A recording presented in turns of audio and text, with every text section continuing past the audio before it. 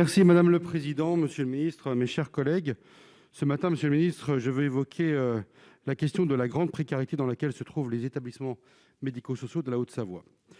Alors que ces établissements manquent de personnel pour fonctionner de façon normale, les perspectives de recrutement sont inexistantes, résultat d'une situation tant conjoncturelle et locale que structurelle. Ce secteur souffre d'un manque de reconnaissance et d'attractivité, d'autant plus qu'il ne bénéficie pas du plan de revalorisation dit du Ségur de la santé.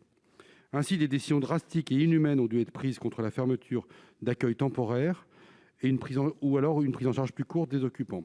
À la maison Notre-Dame de Filiam de l'Ordre de Malte à Sallanches, qui accueille des autistes, l'extension de 10 places inaugurée en 2020 reste désespérément vide, faute de personnel suffisant malgré les opérations de formation réalisées avec les Greta et les MFR. J'ai visité cette maison avec le député de la circonscription, Xavier Roseren, et je peux vous assurer que le désarroi des familles est grand. Que comptez-vous faire, Monsieur le Ministre ? Merci, Monsieur le Ministre.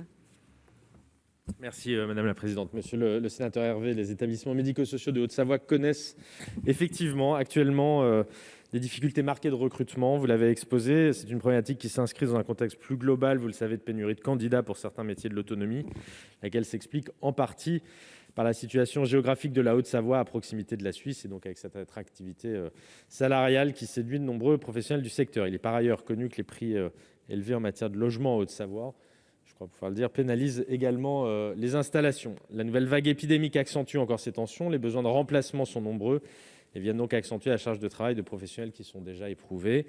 La masse Notre-Dame de Filerme, que vous avez citée, connaît effectivement d'importantes difficultés. Cet établissement, dont l'extension de 10 places a recueilli l'avis favorable de la commission consultative départementale de sécurité et d'activité, ne trouve pas pour l'instant d'équipe nécessaire. C'est le point que vous souleviez. Alors, en attendant l'ouverture effective, le financement a été reporté sur la création d'une équipe mobile autisme adulte, intervenant depuis 2018 auprès d'aidants familiaux et professionnels. Cette équipe incontournable sur le territoire, je crois, a été pérennisée lors du passage de l'organisme gestionnaire sous CEPOM. Alors, l'ARS œuvre à réunir par ailleurs les conditions de disponibilité de la ressource humaine avec la mobilisation de différents leviers.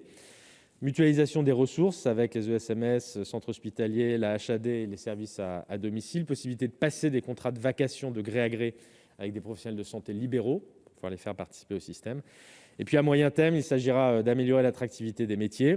Vous le savez, la ministre Bourguignon mène en la matière une action continue et déterminée. Le Ségur, le plan métier du grand âge et de l'autonomie ont permis d'importantes revalorisations salariales, le renforcement des formations, mais aussi le lancement d'actions de communication sur le métier du grand âge avec d'ores et déjà des déclinaisons régionales pour faire connaître ces métiers et essayer d'attirer de nouveaux candidats. Déclinaison qui se poursuit puisqu'une concertation est organisée entre les différents acteurs impliqués sur le département de Haute-Savoie afin de définir ensemble une stratégie qui soit coordonnée, structurée et efficace. Merci. Monsieur Hervé, vous avez 54 secondes. Merci Madame le Président, Monsieur le Ministre. J'entends votre réponse et le diagnostic, nous le partageons, ainsi que les pistes de travail.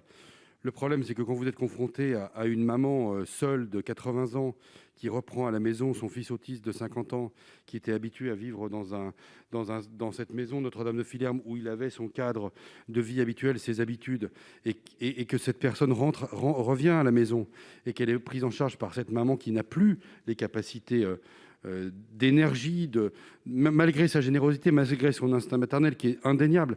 C'est un exemple humain que je voulais mettre en exergue ce matin pour vous dire vraiment quel est le désarroi de ces familles. Et il faut que pour la Haute-Savoie, à l'instar de ce que Amélie de Montchalin veut faire pour la fonction publique, on ait des réponses spécifiques. Les questions nationales ne répondront jamais à la typicité de notre département. Merci.